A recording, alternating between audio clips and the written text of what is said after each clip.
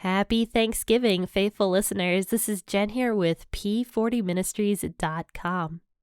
I hope that you are having a fabulous turkey day. I know that I am. I am hanging out with my family today. It'll be a lot of fun. My mom makes a great turkey, and my favorite side dish is mashed potatoes and gravy. I absolutely love mashed potatoes and gravy. I could eat them all day. And I also mix in my corn with the mashed potatoes and gravy. I don't know if anybody else does that. Garrett, my husband, does it as well, and I think it's great. It tastes so good. It's just as good as gravy on there. So try it if you haven't tried that before. I don't know if that's something that I just do or if that's really common and everybody's like, yeah, I do that too. But just a fun fact about me, I like corn on my mashed potatoes and gravy. But we are going to be reading Matthew chapter 8 today, verses, oh my goodness, I never know where I'm at. Okay, I'm sorry, verses 5 through 17. And I'm going to be reading out of the WEB version of the Bible, but you can read out of whatever version you prefer. Now, these verses are talking about Jesus. When he came into Capernaum, a centurion came to him asking him for help, saying, "Lord, my servant lies in the house, paralyzed, grievously tormented." Jesus said to him, "I will come and heal him." The centurion answered, "Lord, I am not worthy for you to come under my roof. Just say the word, and my servant will be healed. For I am also a man under authority, having under myself soldiers. I tell this one, 'Go,' and he goes. And I tell another, 'Come,' and he comes. And I tell my servant, 'Do this,' and he does it." When Jesus heard this, he marveled, and he said to those who followed, "Most certainly I tell you, I haven't found so great a faith, not even in Israel. I tell you that many will come from the east and from the west, and will sit down with Abraham, Isaac, and Jacob in the kingdom of heaven. But the children of the kingdom will be thrown out into the outer darkness. There will be weeping and gnashing of teeth." Jesus said to the centurion, "Go your way. Let it be done for you as you have believed." His servant was healed that very hour. When Jesus came into Peter's house, he saw his wife's mother lying sick with a fever. He touched her hand, and the fever left her. So she got up and she served him. When evening came, they brought to him many possessed with demons. He cast out the spirits with a word, and healed all who were sick, that it might be fulfilled, which was spoken through Isaiah the prophet, saying, "He took our infirmities and bore our diseases." So this is my husband's favorite story in Matthew, and I know this because he really likes how it says that Jesus marveled at the faith of the centurion. He just thinks that's really cool that Jesus marveled at something. So Jesus is going into Capernaum, which is where Jesus lived. And the centurion, which was a Roman centurion, this would have been a Gentile. And a Gentile means a non-Jew. And Gentiles at this time were considered lower than Jews to the Jewish people because they did not have the law of God. They did not follow the law of God. They ate whatever they wanted. They ate pork and I don't know what else, all sorts of stuff. They ate all sorts of stuff that was not considered clean according to the law. They were considered to be people who didn't have God and couldn't have God. In fact, there were rules that said that a Jewish person could not enter into a Gentile home. Now, this was contrary to the law. In fact, the law directly says that if a foreigner who is not a Jew lives among the Jewish people and wants to follow their customs, that person, even though he is not a Jew, is to be treated the same as a Jew, and he should be allowed to follow the Jewish religion. That is very clear. God made that very clear from the beginning, that anybody who wanted to become a Jew could technically become a Jew. But in Jesus' time, this had gotten so twisted that the Jewish people believed that they couldn't even enter the house of a Gentile person. They would become unclean if they did that. So this centurion, who had 100 soldiers beneath him, he was a he was a commander in the army or the whatever they had back then, and he had 100 soldiers beneath him. That's what centurion meant. So the centurion Gentile, Roman Gentile, goes to Jesus and he says, "Lord, my servant lies in my house, paralyzed and grievously tormented." So something had happened to this servant, and it was probably a servant that this centurion really loved, because otherwise he wouldn't have gone to Jesus to ask him to heal this servant. This was a servant that was very precious to this centurion. And at this time, I read somewhere that said centurions or commanders in the Roman army were actually allowed and even expected to kill their servants if their servants became too sick to work.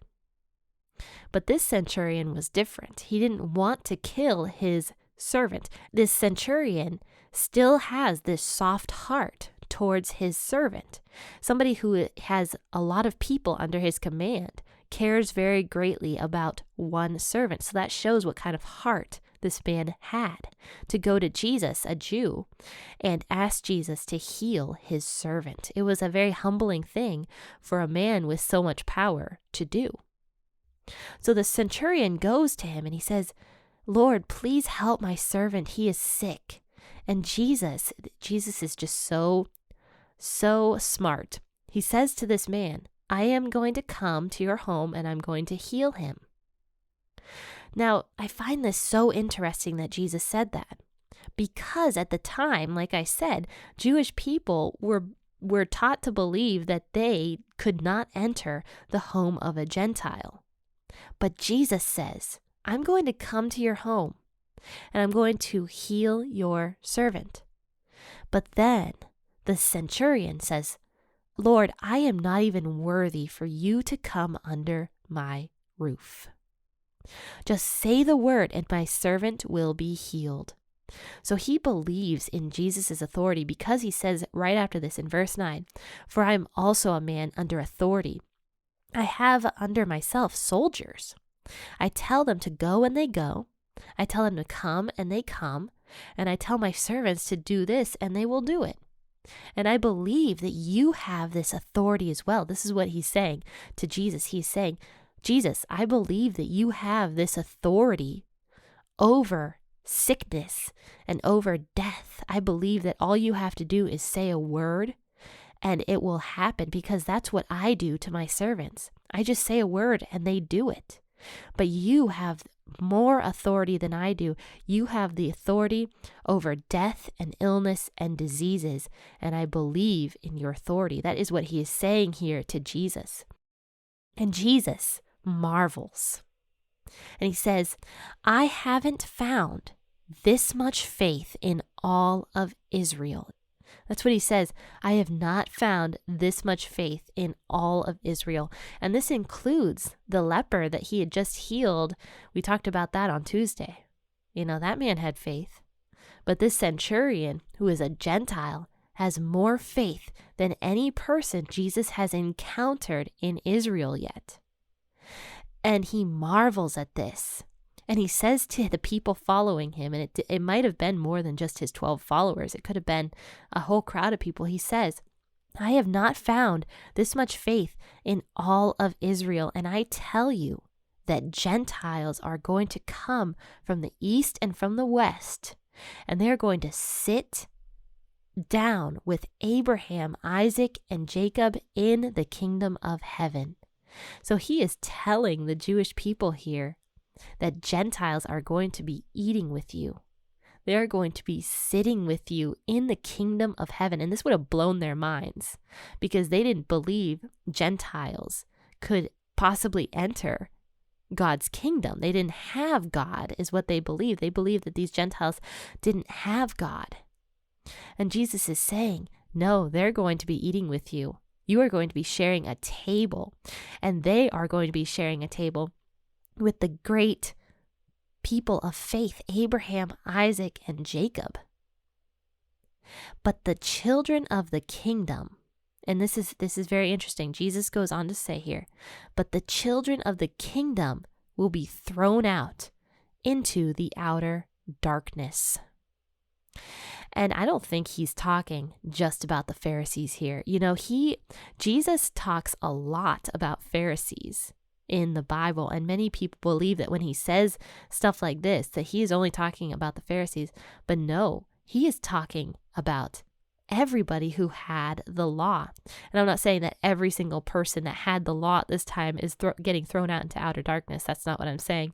But Jesus is saying that there are going to be people who have the law, who think they are righteous, and think that if they follow the law, that they are saved. But they're not saved because they don't accept me, Jesus, as their Savior. And they don't believe that I am going to die for their sins. They think that their own good works can get them into heaven.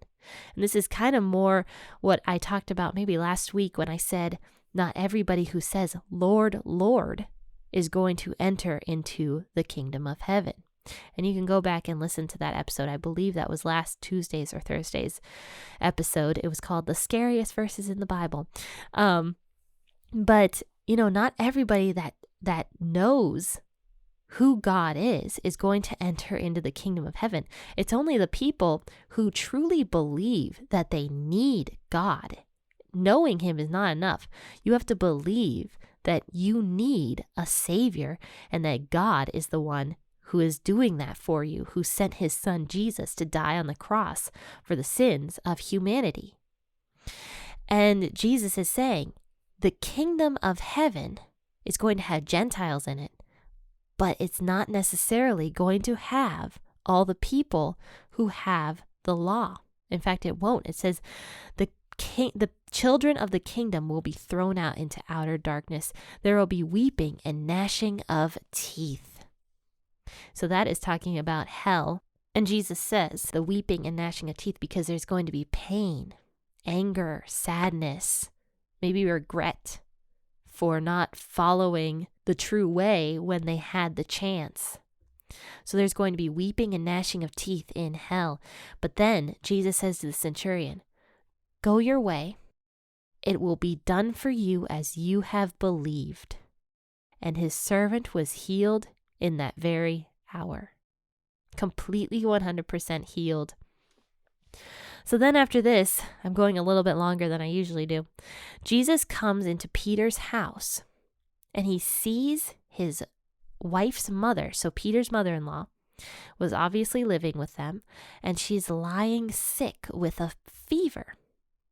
And all Jesus does is reaches out his hand and he touches her hand and the fever completely leaves her. And she gets up and she serves him. And that part makes me chuckle because that's exactly what I feel like I would do if somebody came into my home, healed me from a sickness, and was a savior of the world. I'd probably immediately get up and just start asking, what do you want to drink? What do you want to eat? And try to feed them and and get them something to drink. So she gets up and she serves Jesus. And then it goes on to say in verses 16 and 17 that Jesus goes on to heal tons and tons of people possessed with demons and people who had spirits, and he healed the sick. It says here, he healed all who were sick, that it might be fulfilled, which is spoken through Isaiah the prophet, saying, he took our infirmities and bore our diseases, which is Isaiah 53 verse 4.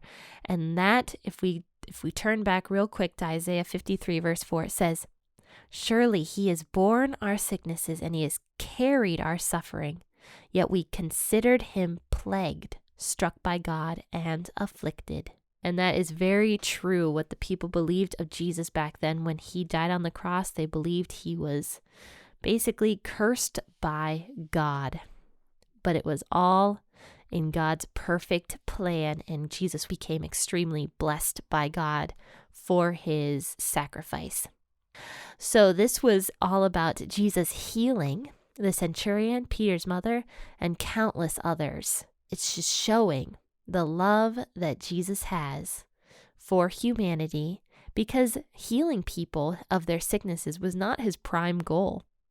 He did that on his own. He did that not only to fulfill a prophecy, but because he loves people.